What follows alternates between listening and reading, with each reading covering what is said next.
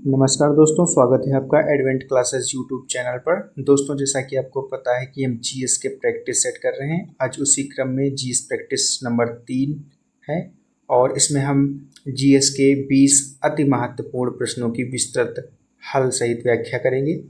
ये practice set आपकी SSC, railway, UPSI, UP triple S, UP constable और अन्य सभी वनडे एग्जाम्स के लिए काफ़ी बेनिफिशियल हो। तो चलिए शुरू करते हैं। इसके 2 पार्ट हो चुके हैं, प्लेलिस्ट मैंने बना दी है, वहाँ से जाके आप इसको विजिट कर सकते हैं। इसके दोनों पार्ट्स और PDF Telegram channel advent classes पर अवेलेबल है। चलिए शुरू करते हैं।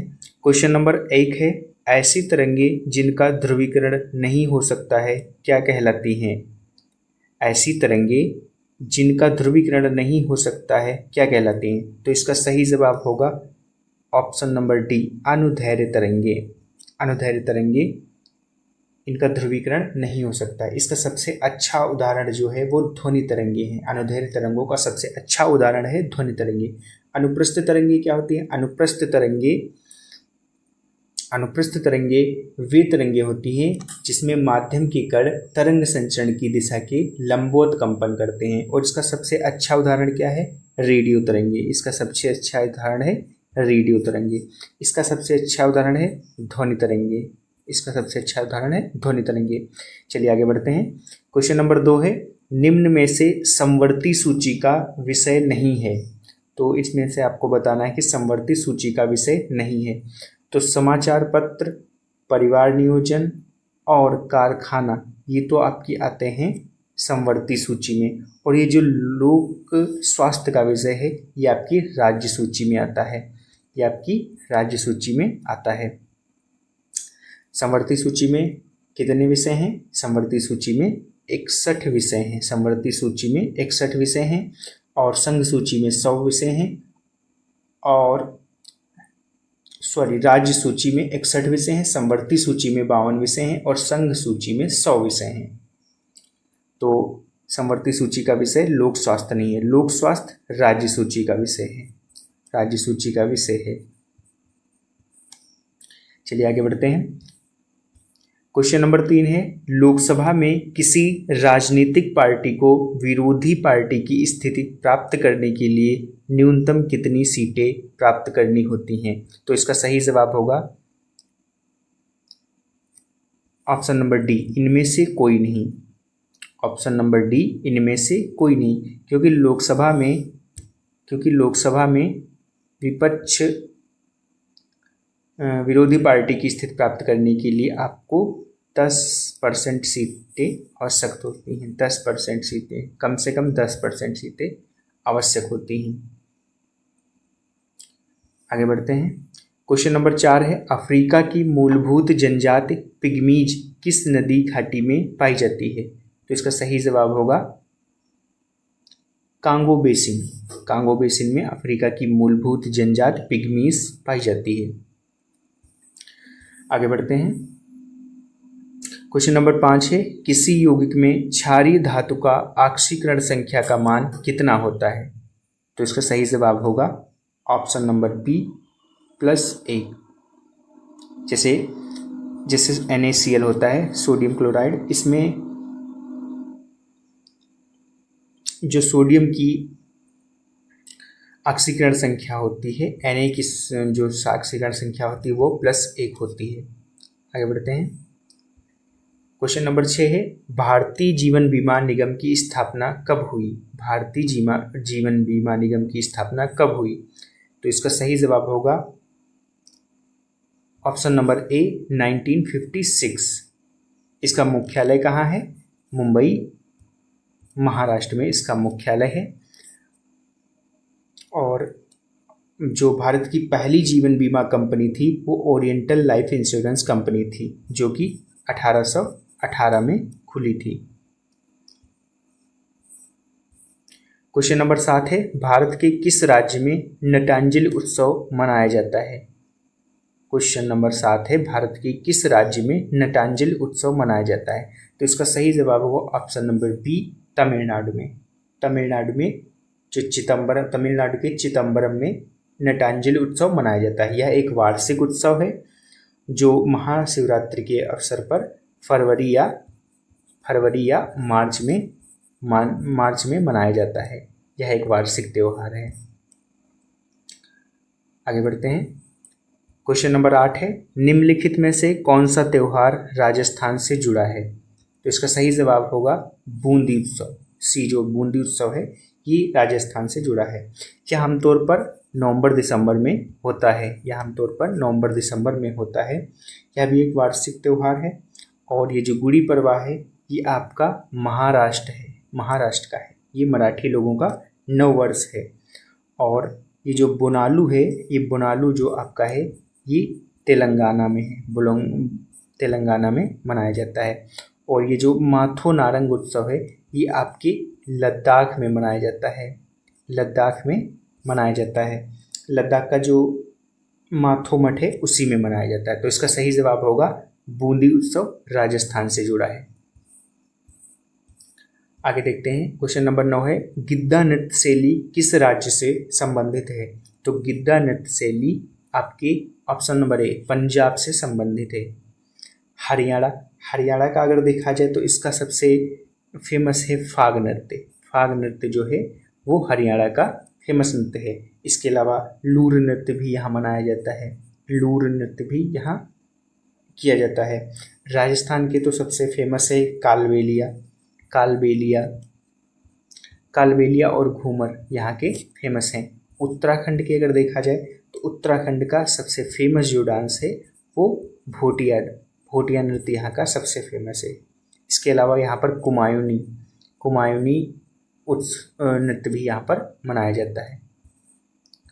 क्वेश्चन नंबर 10 है, निम्नलिखित में से किस शासक ने सहायक गठबंधन संधि पर हस्ताक्षर किए जिसके द्वारा ब्रिटिश सेना को राज्य की सीमा के अंदर रखा गया और बदले में उन्हें कुछ क्षेत्र दिया गया? तो इसका सही जवाब होगा ऑप्शन नंबर बी अवध के नाम। सहायक संधि किसने शुरू की? लॉर्ड वेलेस्ली ने। सहायक संधि का जनक कौन था? Lord Wellesley. हालांकि इससे पहले फ्रांसीसी गवर्नर डुप्ले ने इसका प्रयोग किया था, लेकिन अगर ब्रिटिश में पूछा जाए तो इसका लॉर्ड वेलेस्ली ने सहायक संधि शुरू की थी। सबसे पहले हैदराबाद के निजाम ने सबसे पहले 1798 ईस्वी में सहायक संधि स्वीकार की। उसके बाद मैसूर के शासकों ने सहायक संधि स्वीकार की। और अवध जो था अवध ने 1801 में सहायक संधि स्वीकार की थी। अगला क्वेश्चन है क्वेश्चन नंबर 11, निम्नलिखित में से किस परत में ओजोन परत पाई जाती है? निम्नलिखित में से किस मंडल में ओजोन परत पाई जाती है? तो इसका सही जवाब होगा ऑप्शन नंबर ए स्ट्रेटोस्फीयर, यानी का जो समताप मंडल होता है समताप मंडल में पाई जाती है। समताप मंडल में ओजोन परत पाई जाती है। आपको बताना है कि विश्व ओजोन दिवस कब मनाया जाता है। आपको कमेंट में बताना है विश्व ओजोन दिवस कब मनाया जाता है। क्वेश्चन नंबर 12 है, हिमालयन पर्वतारोहण संस्थान भारत में कहाँ पर स्थित है? तो इसका सही जवाब होगा ऑप्शन नंबर बी दार्जिलिंग, पश्चिम बंगाल में स्थित है। दार्जिलिंग पश्चिम बंगाल में स्थित है। हिमालयन पर्वतारोहण संस्थान दार्जिलिंग में स्थित है। आगे बढ़ते हैं।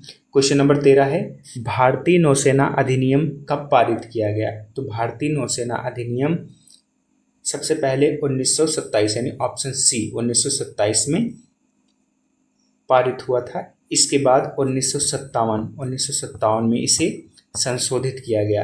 1957 में इसे संशोधन किया गया। पारित हुआ 1927 में। तो इसका सही जवाब होगा ऑप्शन सी 1927। क्वेश्चन नंबर 14 है, संसदीय शब्दावली में विधायी प्रक्रिया के उस नियम को क्या कहते हैं जिसके तहत किसी प्रस्ताव पर आगे बहस रोकी जा सकती है? तो इसका सही जवाब होगा ऑप्शन नंबर ए समापन। समापन क्या होता है? इसके द्वारा सदन के बहुमत के निर्णय द्वारा किसी बहस को समाप्त किया जा सकता है, इसको समापन कहते हैं। गुलेटिन क्या होता है? अध्यक्ष द्वारा चर्चा के लिए आवंटित समय की समाप्ति पर विचाराधीन कार्य से संबंधित या लंबित प्रश्न रखना। गिलेटिन में क्या होता है? गिलेटिन से पहले कोई प्रस्ताव नहीं रखा जाता और समापन से पहले एक प्रस्ताव रखा जाता है। समापन से पहले एक प्रस्ताव रखा जाता है और गिलेटिन से पहले प्रस्ताव नहीं रखा जाता है। गिलेटिन से पहले प्रस्ताव नहीं रखा, समापन से पहले एक प्रस्ताव रखा जाता है। क्वेश्चन नंबर 15 है, भारत किस देश के साथ सबसे लंबी सीमा साझा करता है? तो इसका सही जवाब होगा option number C, Bangladesh. Bangladesh के साथ भारत सबसे लंबी सीमा साझा करता है। भारत की जो स्थलीय सीमा है, भारत की स्थलीय सीमा जो है वो कितनी है? भारत की स्थलीय सीमा 15,106.7 किलोमीटर है। 15,106.7 किलोमीटर है और जो कि 17 प्रदेशों और 92 जिलों में है। और भारत की जलीय सीमा अगर देखी जाए तो भारत की जलीय सीमा है 7,516.6 किलोमीटर। 7,516.6 किलोमीटर है, जो कि 13 राज्यों व केंद्र शासित प्रदेशों से लगी हुई है। बांग्लादेश के साथ सबसे लंबी सीमा 4,096.7 किलोमीटर। 4,096.7 किलोमीटर सबसे लंबी सीमा बांग्लादेश के साथ। और चीन के साथ 3488 किलोमीटर। नेपाल के साथ 1751 किलोमीटर और भूटान के साथ 699 किलोमीटर के लगभग सीमा भारत साझा करता है। तो इसका सही जवाब होगा ऑप्शन सी, बांग्लादेश। आगे बढ़ते हैं। क्वेश्चन नंबर 16 है, निम्नलिखित में प्राथमिक क्षेत्र किसे कहा जाता है? तो इसका सही जवाब होगा ऑप्शन नंबर ए, कृषि क्षेत्र को। कृषि क्षेत्र को प्राथमिक क्षेत्र कहा जाता है। और सेवा क्षेत्र में पर्यटन, बैंकिंग और स्वास्थ्य सेवा वगैरह आती है। और औद्योगिक क्षेत्र को सेकेंडरी में रखा गया है। औद्योगिक क्षेत्र को सेकेंडरी में रखा गया। तो 16वें प्रश्न का सही जवाब होगा कृषि क्षेत्र को प्राथमिक क्षेत्र में रखा गया है। करंट अफेयर का क्वेश्चन है, अंतर्राष्ट्रीय लोकतंत्र दिवस हर वर्ष किस तारीख को मनाया जाता है? तो इसका सही जवाब होगा ऑप्शन नंबर बी, 15 सितंबर को अंतर्राष्ट्रीय लोकतंत्र दिवस मनाया जाता है। 15 दिसंबर को अंतर्राष्ट्रीय लोकतंत्र दिवस मनाया जाता है। आपको ऑप्शन में बताना है 14 सितंबर को कौन सा दिन मनाया जाता है। 14 सितंबर को कौन सा दिन मनाया जाता है आपको ऑप्शन में कमेंट में बताना है।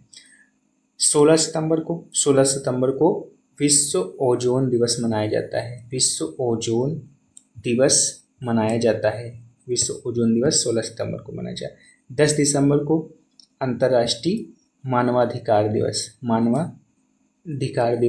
मनाया जाता है। अंतर्राष्ट्रीय मानवाधिकार दिवस मनाया जाता है कब? 10 दिसंबर को।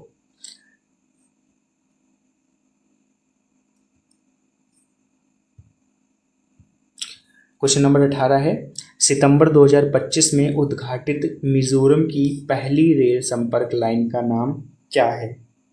तो इसका सही जवाब होगा option number B, Bairabi Sairang line. Bairabi Sairang line Mizoram की पहली रेल संपर्क लाइन है।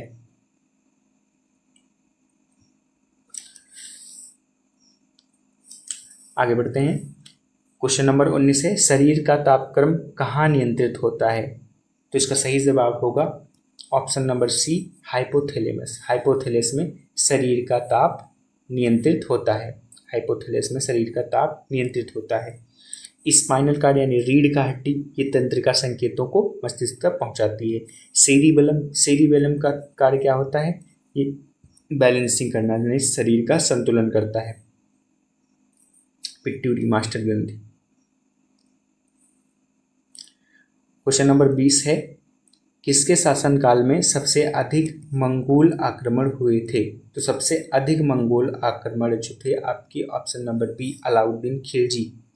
अलाउद्दीन खिलजी के शासनकाल में सबसे अधिक बार मंगोल आक्रमण हुए थे। इसका शासनकाल कब से कब था?